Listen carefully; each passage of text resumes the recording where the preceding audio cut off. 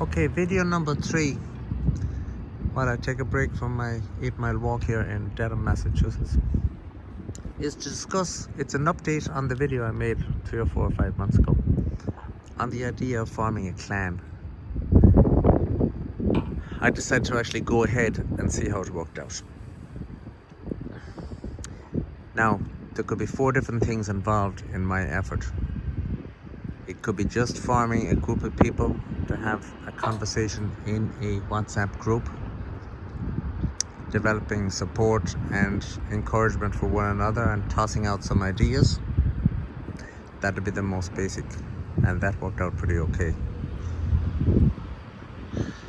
There is a little bit of a disagreement every now and then, but it's not like most other WhatsApp groups where there's constant argument and division, etc. People do have differences of opinions every now and then, and it's good to hash them out or whatever. So that is just a WhatsApp support group. Now, another thing could be to form a clan. Another thing could be to form what's known as LETS, L-E-T-S. That stands for Locally Exchange Trading Systems. And ultimately, if the numbers grew, you could actually form a political party from this grouping. So let's just discuss the clan effort for the moment. The idea is simple: to form a bunch of people to form a cooperative, otherwise known as a co-op or a clan, where they would decide to pool their resources and purchase or do or achieve something of substance. What I see with all these little groups and parties is just everybody out for themselves, trying to do whatever suits them. No actual central planning whatsoever. No rational game plan with anything at all. And everybody wants to be chief sitting bull. And needless to say, it has gotten no fair fast. Lack of planning is a very sad thing. Recently we had that situation up in City West. The correct course of action, of course, would have been doing absolutely nothing except watching as the person was arrested and then asking the important questions as to how that 10-year-old girl who has diminished responsibilities, we put it like that, how was she to be located in the location she was, all the way across town from where she should have been, who brought her out, what was the child agency's involvement in this. There was 1,000,001 things that had to be delved into. It was going to be the biggest story to hit Ireland in decades. But no, instead, defeat was snatched from the jaws of victory. And instead, we had these riots, we had the usual decoy police car set up, just waiting to be burned. It's hard to know how many people were there were actual agent provocateurs. Most likely the people who were burning it certainly was, in my opinion anyway. And then of course 30 people were arrested. Needless to say, the person that called for this action will not be around to post their bail money or to buy them a pack of cigarettes or do anything at all. Those 30 are taken off the table. They were pawns in the game. Oh my goodness. Pawns in the game they were. Getting back to the topic of the clan. Another thing there is with these clans is, or any sort of talk or discussion, you've got the talkers and you've got the walkers. No shortage of people that'll say they'll do this, that, whatever comes into their mind. They're going to be there. Needless to say, they're never there when they're needed, because they just don't have the mettle. They're just bullshitters. The Irish social media is absolutely chock-a-block with them. So, to form a clan or form anything, you have to put up some sort of an effort to say that you are real. So, to form a cooperative, normally you will just buy a share of the cooperative. It would, for example, be 100 euros today. You can't put up 100 euros. You're not even in the game. You're not even worth talking about. You just do not have the resources to do anything at all. It's no point at all even discussing it. So I decided that I would give people a chance to actually put up something and later pull out, because they wouldn't put up anything at all. I decided that a share in this co-op would necessitate them buying 2 ounces of silver.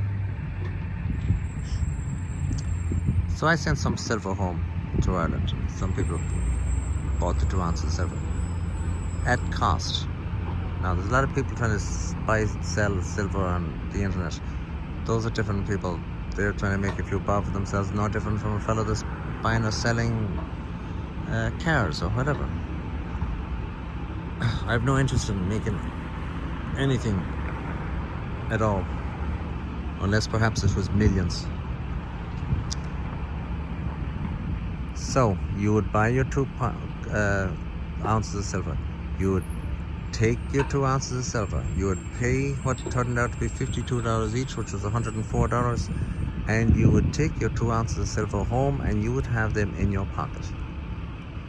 You're somewhat committed, but you're not really committed, because you just have your shares, or in this case your silver coins, in your pocket. If later you decided you did not want to continue on with this, you wouldn't out of pocket at all. You have your 2 silver ounces, and if you want to keep them, keep them. If not, well, you can sell them, no problem whatsoever, because there's a fire engine. There's no problem to sell silver coins in Ireland, because now people are waking up and they want silver coins. And actually, these silver coins that were a lot cheaper than you can get them in Ireland, because you're buying them from a shop that has to make a profit, etc. Later, if the decision was made to actually purchase something, let's say for the sake of example, it was 3 acres of land to put glass houses upon, to grow some fruit or vegetables or whatever. Let's say 3 acres, 15,000 euros. That would necessitate 15,000 by 100 is 150 people putting up 100. Then you'd have your 15,000, and then the email would be sent out. Now, assuming that the price of the silver was the exact same as it is today, you would send the value of that silver to the fund. The 150 people would buy the 3 acres in a cooperative, and they would all own one of 150 parts. It's as simple as that. Now the kicker is, in the interim, the price of a silver ounce might no longer be 52 euros. It might have gone up to, we'll say, 126 euros in a year's time, or whatever. In that situation, you would be requested to put up twice that, which is 252 euros, to cover your cost of your silver. And that then was another opportunity for you to say, no, I do not want to be part of this. I'm happy just to keep my silver, and it all worked out good for me. It would actually work out good for everybody, because the clan is not out of money whatsoever. It doesn't matter. There's plenty more where that came from. But the shares of the co-op would still be the same value, which is 2 ounces of silver. I hope that is explained easy enough, because it is fairly easy to understand. So you have 2 chances to pull out. Once you're in, then, well, you still have value. You have one part in 120, 150 parts of this acreage of land. If the price went up, you could sell your share, as you can in a cooperative, to somebody else that wanted to be in. The value of that share could continue to rise, or it could actually fall if the price of land fell. And that is how the co-op works. If you pulled out, I would be happy because you have been introduced to having some silver.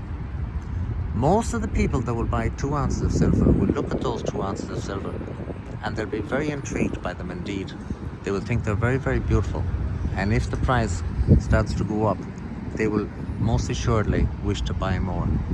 That is very, very important, because it is very important that Irish people, if at all possible, get as much silver as possible, because this financial system is all done. That is not a prediction. That is based on simple mathematics. And I don't have time to explain to you on this video anyway, but maybe you'll figure it out. That is what's formed by a clan.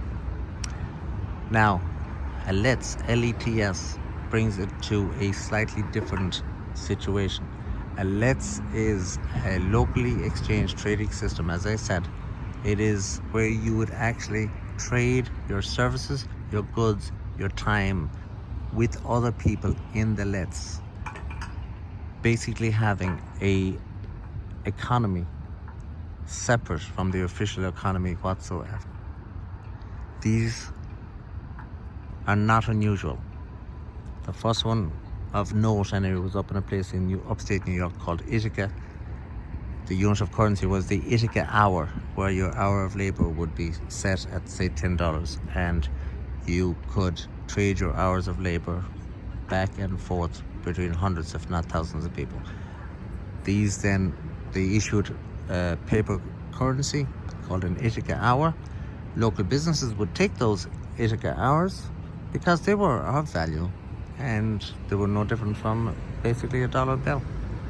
That is what a LETS is. There was some attempts made at LETS in Ireland. One up in Donegal about 15 or 20 years ago. That was ahead of its time and did not work. There is another down in Cork, but it's dormant. But they have the software and they are doing as best they can. But that would need promotion as well, and organization. And the bottom line is, most people just don't have the time to organize that at all. That is a LETS, L-E-T-S. Some in England, they're all over the world. Google it, L-E-T-S, trading system. Now the final part of that would be then, if you got to the stage where these people were somewhat cohesive and you could decide on a sort of range of policies, you could easily form a political party. The necessity for a political party should be obvious to everybody. It'll be even more obvious when things get really rough back in Ireland, and they appears to be closer than you would think. But anyway, that is the theories behind forming a co-op or a clan or whatever. Thank you very much for watching, and I must now go back to my walking because the sun has set in the western sky and I have at least 3 or 4 miles more to do. Thank you.